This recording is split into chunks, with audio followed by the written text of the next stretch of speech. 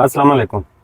हुकूमत ने सरकारी मुलाजमीन के साथ एक और जुल्म किया है, लेकिन इसकी मैं डिटेल आपके साथ शेयर करता हूँ और ये भी शेयर कर देता हूँ कि इसका इतलाक कब से होगा, इसको ख़त्म करने के बाद किस तरह से सरकारी मुलाजमीन को नुकसान होगा।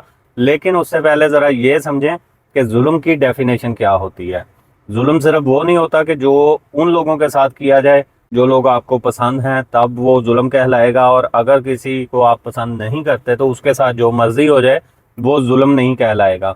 बल्कि हिंदू हो, मुसलमान हो, कोई फौजी हो या दहशतगर्द हो, और आम आवाम हो या सरकारी मुलाजिम हो, सबके साथ जुल्म अगर होता है तो वो गलत ही होता है। क्योंकि ये बात मैं इसलिए कर रहा हूँ क्योंकि आप में से बहुत सारे लोग सरकारी मुलाजमीन को खासा पसंद नहीं करते। ख़ास तौर पे जो लोग अपना ज़ाती कारोबार करते हैं या जिनके पास सरकारी नौकरियां नहीं हैं, तो वो सरकारी मुलाजमीन को बहुत ज़्यादा नापसंद करते हैं। लेकिन ये एक बहुत बड़ा जुल्म हुआ है, इसकी मैं डिटेल अभी आपके साथ शेयर करता हूँ कि एक रूल 17A था, जिसके तहत होता यह था कि जब कोई सरकारी मुलाजिम ड्यूरिंग अपनी सर्विस वफात पा जाता था तो उसकी बेवा को या उसके बच्चों में से किसी एक को सरकार की तरफ से उसके इदारे में नौकरी दी जाती थी विदाउट एनी प्रोसेस। और वो कोई बड़ी नौकरी नहीं होती थी, कोई 17वें 18वें स्केल की गजटेड पोस्ट नहीं उसको मिलती थी, बल्कि क्लास 4 में जिसमें चपरासी और पीएन और स्वीपर वगैरह की जॉब्स होती थी, ये जॉब उसके बच्चों को या उसकी बेवा को दे दी जाती थी ताकि वो अपने घर का रोजी रोटी चला सके। उसके अलावा ये होता था कि ज़्यादा से ज़्यादा इसमें मैक्सिमम जूनियर क्लर्क तक की पोस्ट उसको ऑफ़र की जाती थी।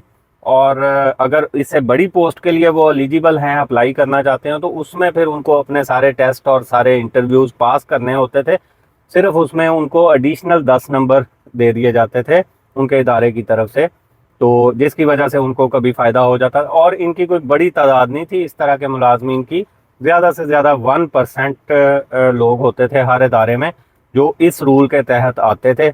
लेकिन अब हुकूमत ने क्या किया है कि ये 1% लोग भी हुकूमत से क्योंकि बर्दाश्त नहीं हुए, तो अचानक बैठे बैठाए ये एक नोटिफिकेशन सामने आया है जिसके ज़रिए उन्होंने रूल 17A को ओमिट कर दिया है, यानी हज़फ कर दिया है कानून में से। यानी दूसरे लफ्ज़ों में कहें कि ये इसका वजूद ही ख़त्म कर दिया है। अब ये नोटिफिकेशन हुआ है 24 जुलाई 2024 को, और उसके बाद इदारों में जो लोग बैठे हुए थे उन्होंने क्या किया है कि उन्होंने रिफ्यूज़ल शुरू कर दिया है, जो भी लोग जाते थे। इसी सिलसिले में एक अदालत का फैसला भी आ चुका है, वो भी मैं आपके साथ शेयर करता हूँ। और पहले भी ऐसे हुआ है कि पहले भी जब ये रूल आया है तो ज़्यादातर अदारों में लोगों को डेली वेजेस और एडहॉक कॉन्ट्रैक्ट के ऊपर जॉब्स दे दी गई। जब वो लोग अदालतों में गए तो फिर अदालतों ने कहा कि ये आप डेली वेजेस या कॉन्ट्रैक्ट पे जॉब नहीं दे सकते, इनको आपने रेगुलर और परमानेंट जॉब्स देनी है 17A के तहत। तो खैर ये सिलसिला चल रहा था, हालात बेहतर हो रहे थे सरकारी मुलाजमीन के जिनके वालदैन या जिनके पेरेंट्स वफात पा जाते थे ड्यूरिंग सर्विस, और अब ये रूल को ख़त्म कर दिया गया है। और इसके बाद जो पुराने लोग थे उनको भी अदारों ने रिफ्यूज़ करना शुरू कर दिया। ये मैं आपके साथ रिपोर्टेड जजमेंट की एक साइटेशन शेयर कर रहा हूँ, स्क्रीन पे आप लोग देख सकते हैं, नोटिफिकेशन भी आप इसको पॉज करके पढ़ सकते हैं। तो इसमें जजमेंट में ये हुआ है कि जो पुराने लोग थे उनमें से किसी ने अप्लाई किया तो अदारे ने इसकी बेसिस पे उसे रिफ्यूज़ कर दिया, जबकि अदालत ने इस नोटिफिकेशन में, इस जजमेंट में ये तय कर दिया है कि क्योंकि ये नोटिफिकेशन 24 जुलाई को जारी हुआ है तो किसी भी सरकारी नोटिफिकेशन का इतलाक रिट्रोस्पेक्टिवली नहीं होता बल्कि प्रोस्पेक्टिवली होता है। यानी पिछली डेट से उसको लागू नहीं किया जा सकता, उसको अगली डेटों में ही लागू किया जा सकता है। तो जो 24 जुलाई से पहले जो लोग वफात पा चुके हैं उनकी फैमिलीज़ के ऊपर इसका इतलाक नहीं होगा। उनकी फैमिली को उनके अदारे, उनकी हुकूमत नौकरियां देने की पाबंद है इसी कानून के तहत। हाँ, जो 24 जुलाई 2024 के बाद जो लोग वफात पा जाएंगे तो उनके बारे में ये हो सकता है कि उनके ऊपर इसका इतलाक किया जाए और उनको अब आइंदा से नौकरियों से रिफ्यूज़ कर दिया जाए। तो एक तरफ हालात बद से बदतरीन होते जा रहे हैं और दूसरी तरफ हुकूमत इस किस्म के कवानीन बना रही है। पता नहीं इसका हुकूमत को किस तरह से फ़ायदा होगा, क्योंकि ये कोई इजाफी चीज़ तो नहीं हुकूमत ऑफ़र कर रही। ये तो वही नौकरी है कि अगर एक सरकारी मुलाजिम फौत हो गया, आप उसकी बेवा या उसके बच्चे को दे देते हैं नौकरी, तो उसने भी करनी है, काम करना है, अपनी तनख्वाह लेनी है।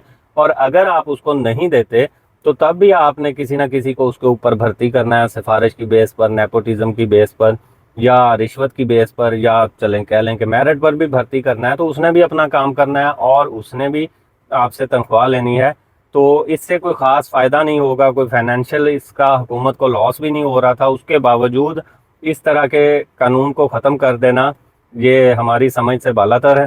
چلیں دیکھتے ہیں اس کے اوپر اب کوئی لوگ چیلنج کرتے ہیں، اس کو کورٹس میں جاتے ہیں اور کورٹس ایک فیصلہ تو آ چکا ہے، لیکن اس کو پوری طرح چیلنج کرنے کے بعد کورٹس اس پہ کس طرح سے ریئیکٹ کرتی ہیں اس قسم کے کیسز میں، یہ ابھی ہم آپ کے ساتھ آگے شیئر کرتے رہیں گے۔